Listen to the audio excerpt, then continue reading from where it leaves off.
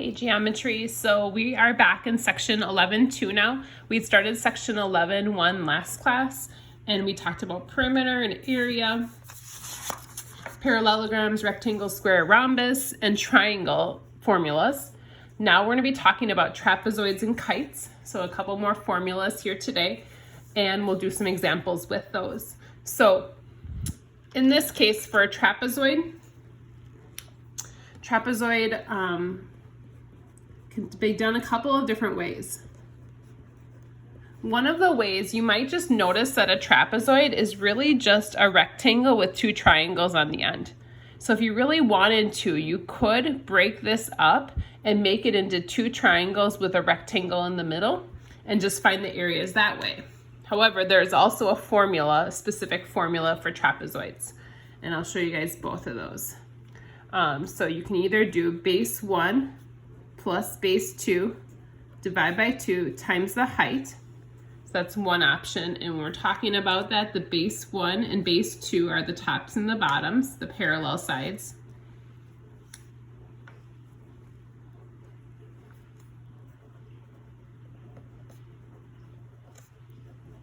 So the bases are parallel, and then the height is just obviously the height of the shape, but it's got to be perpendicular to the bases.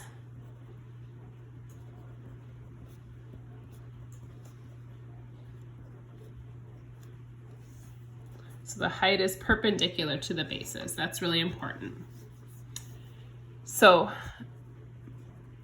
there's another formula. It's really, really similar, just kind of written a little bit differently. 1/2 times the height times base 1 and base 2. These formulas are identical to each other. It's just whatever one you're more comfortable with. Most students, I think, like this one just because the half throws them off. I don't know. So it's really up to you guys. Whatever ones you're comfortable with, you can use either form. Or you can realize that I can just break a trapezoid down into the two different shapes. So two triangles and a rectangle. So however you find the area is fine. But again, these are area formulas. Remember, perimeter is just the distance around the shape. So the next one we're going to do is kite.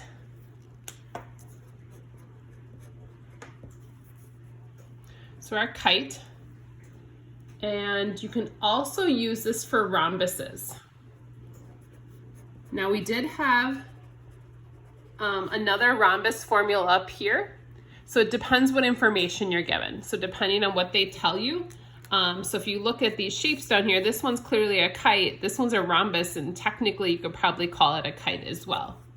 So this formula looks really similar to this one, but it's different enough to be confusing. This time we have D1 and D2.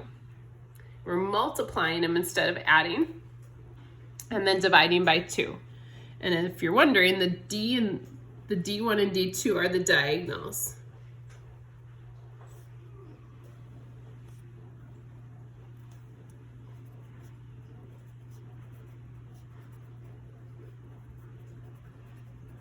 Oops, if I could spell.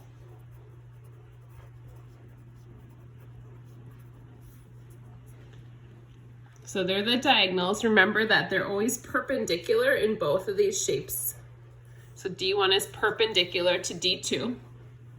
So it's the distance all the way across and then all the way across the other way.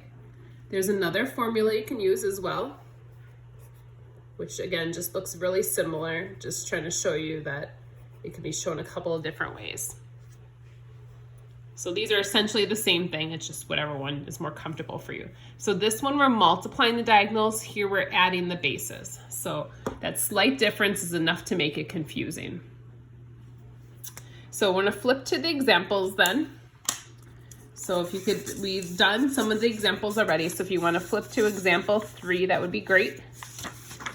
And again, hopefully you're taking good notes because all of these are gonna be really, really helpful for the test. This is a test that having notes for it is so important because there's a lot of formulas to know.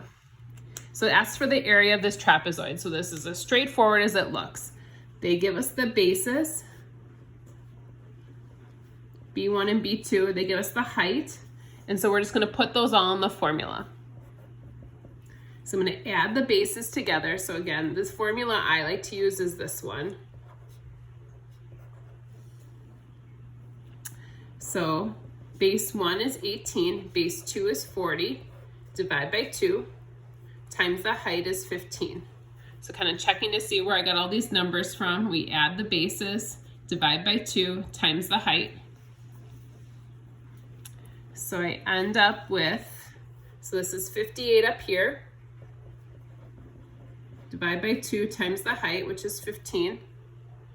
And that will end up being 435. And now this is going to be meters squared. So I divided this by 2 and then multiplied by the height. So 435 meters squared. Now on a problem like this, they didn't ask about the perimeter, but in this case, finding the perimeter would be really tough. It would be impossible. We have no way to find out these lengths at this point because we don't know how long this little thing is. And so we wouldn't be able to find the perimeter at all.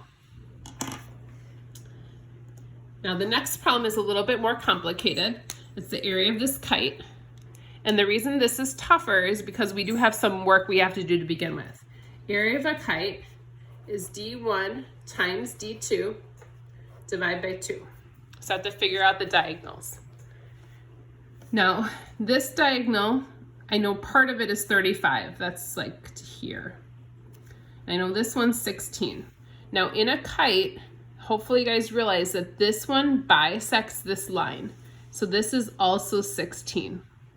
So I know one of the diagonals is 32, 16 and 16. So I'm gonna write D1 is 32 because that's 16 plus 16. Now I need to find this diagonal, but this is clearly not 35 and 35. I have to figure out this little distance here. So I'm gonna call that X. But in a kite, we know that the diagonals, or in a rhombus, are perpendicular. So if that's perpendicular, I have a little right triangle here that I can use to figure out this X. So we're gonna do Pythagorean theorem for this triangle. So this will be x squared plus 16 squared equals 20 squared. And this is a Pythagorean triple, 3, 4, 5. So this is gonna end up being 12 for x. So that's this little x value here is 12. So going across, this was 16 plus 16. Going up and down, this is gonna be 12 plus 35, because this is 12 now here. So that's gonna be 47.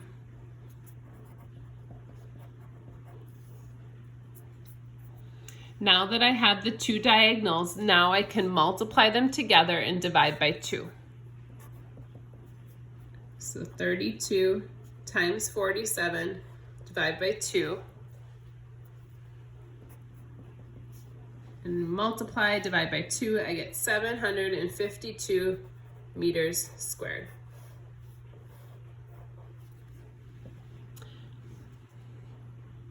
Now in this case, if I wanted to find the perimeter, I could. This would also be 20. I'd be able to find this side because of Pythagorean theorem. I didn't ask you for that, but I would be able to find that distance as well. So I'm going to pause the video now and move on to the last few examples that are on the back side. So we'll come back to part 2 here in a second.